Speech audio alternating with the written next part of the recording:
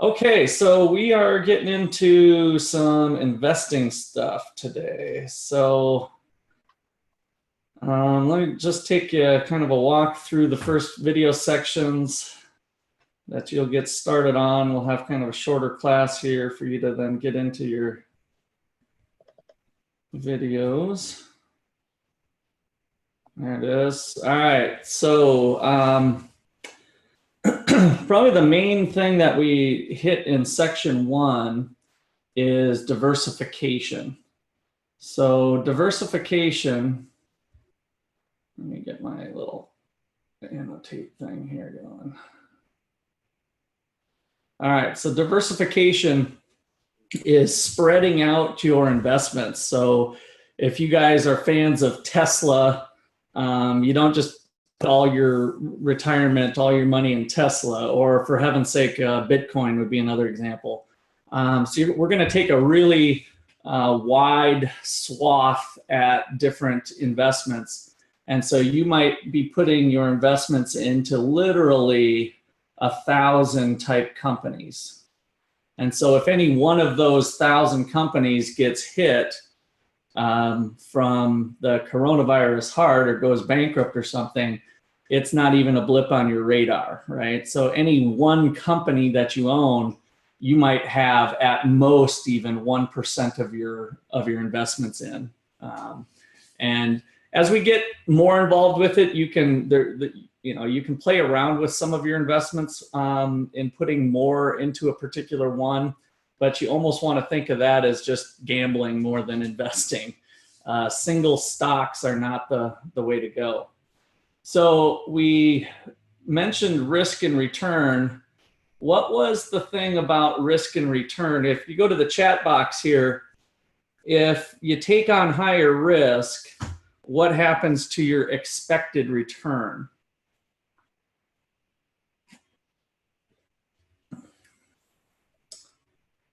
Okay, so I didn't have my chat box open here. Come on. Get my fingers working. Oh, there it is. Okay. High risk, high reward, yes. Now, that sounds good, high reward, but what does it mean to be risky? What about that reward?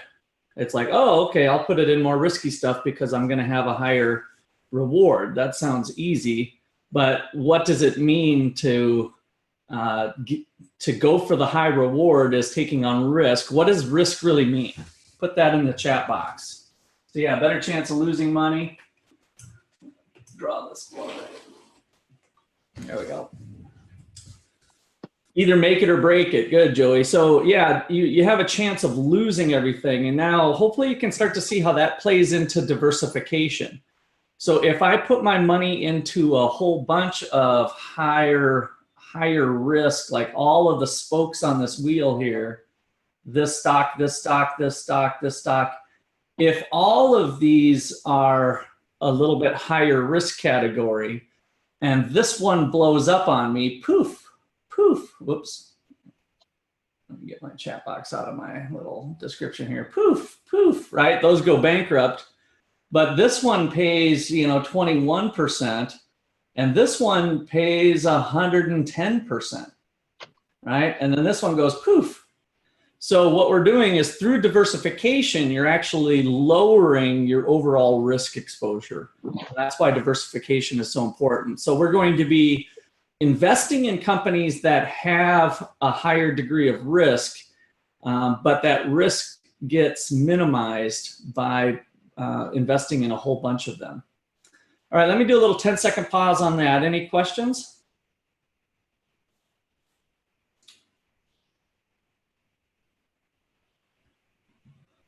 Okay.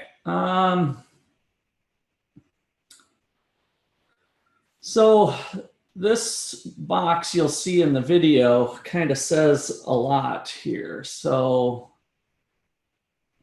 it has 2 investments. So an investor is going to put $10,000. You've got $10,000 at 20 that you're going to invest for 25 years. Investor number 1 says, well, a 7% return is a pretty good return, which it is actually not too bad. And with over a 25-year period, that $10,000 grows to $57,000. Investor number 2 takes their $10,000 and separates it into five different investments. So $2,000 gets lost right away. Let me actually make this a little bit bigger. There we go. So $2,000 is poof, gone. $2,000 is under a mattress, which is a lousy investment, especially given inflation. That money's going to go down. And then he gets a 5% return on 2,000, which of course is less than the 7%. And then finally, just $4,000 ends up doing a 10% return and a 15% return. And look at the payoff. Right? So that really says a lot, I think, on the reasons why we do diversification and the reasons why you want to put your money into some riskier stuff without worrying about if you do lose some money on some other investments. So that's a nice little lesson there in diversification. All right, 10-second pause on that.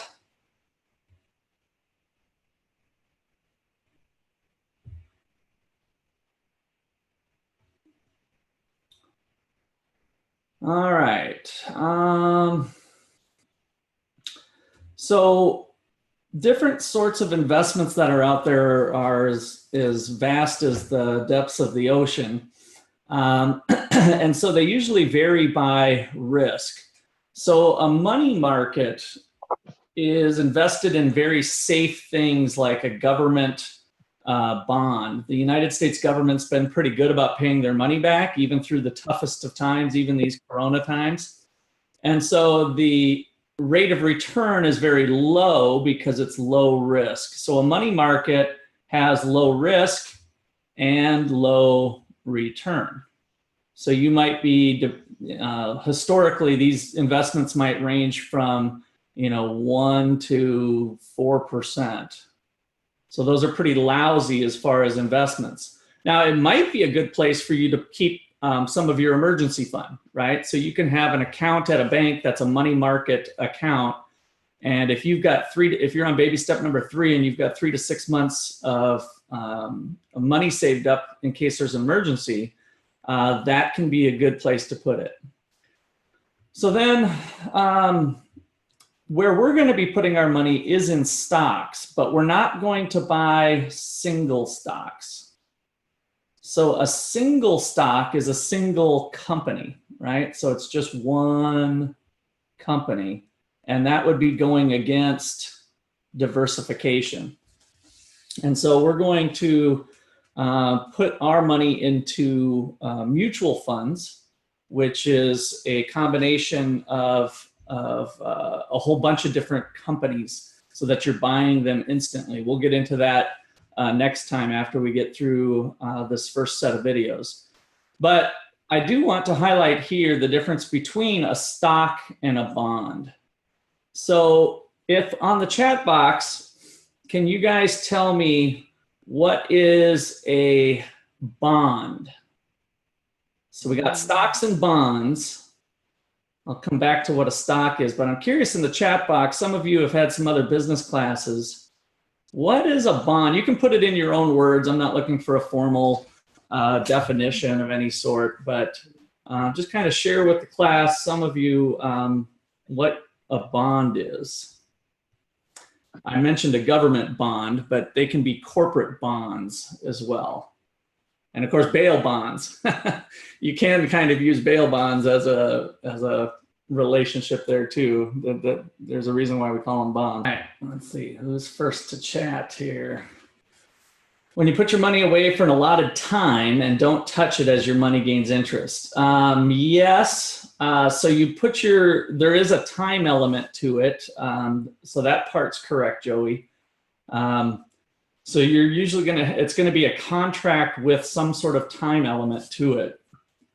And so what you're really doing, let me see a few more company or people. Okay, Zach, good.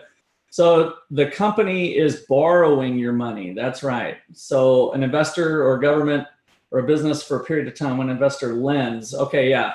So an investor is lending. Good. So it's a contractual arrangement where you're really just doing debt, right? So what is baby step number 2, chat box? Baby step number 2. Pay off all debt, right? So you guys know what debt is, right? Or we've been learning about it. Student loan debt or whatever. So you're borrowing money. Well, companies can borrow money too. And so when they borrow money, now they can borrow money from a bank. In fact, let me write this up here. I think I'll try to squeeze it over here. So bonds. So a bond is business or government IOU, right? So IOU is debt. And what makes it a bond instead of just a loan, companies can go to a bank and get a loan for startup funds. So some of those loans are in trouble right now as companies are struggling with cash flow to pay their things, just like some people who are unemployed right now are finding trouble paying off some of their loans. And so they can go to a bank and get a loan, but what they can also do is go to Wall Street. And so what makes a bond is that it's a tradable financial asset. It can be sold, bought and sold. So a bond is a document, it's a contract that is marketable. You can't sell your loans marketable. I'm not going to be able to put it all in there. There we go. A bond, an IOU that can be sold on Wall Street. So in other words, if you were an investor and you loaned money out to Home Depot, they did a corporate bond sale. Now you're holding this piece of paper over here and you gave them $1 million. You're a big shot and you bought $1 million worth of corporate bonds from Home Depot. And it was a 5-year deal. The bond was a 5-year deal. 1 or 2 years into it, you're like, oh, I need to get some money to go buy my lake house, right? I could use that $1 million back, whether it's gone up or down, who cares? I'm going to go to Wall Street and sell it. So now you don't have to get permission from anybody to sell that piece of paper.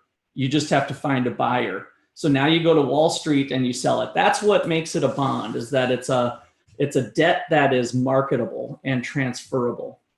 All right, let me pause there, 10-second pause. Any questions?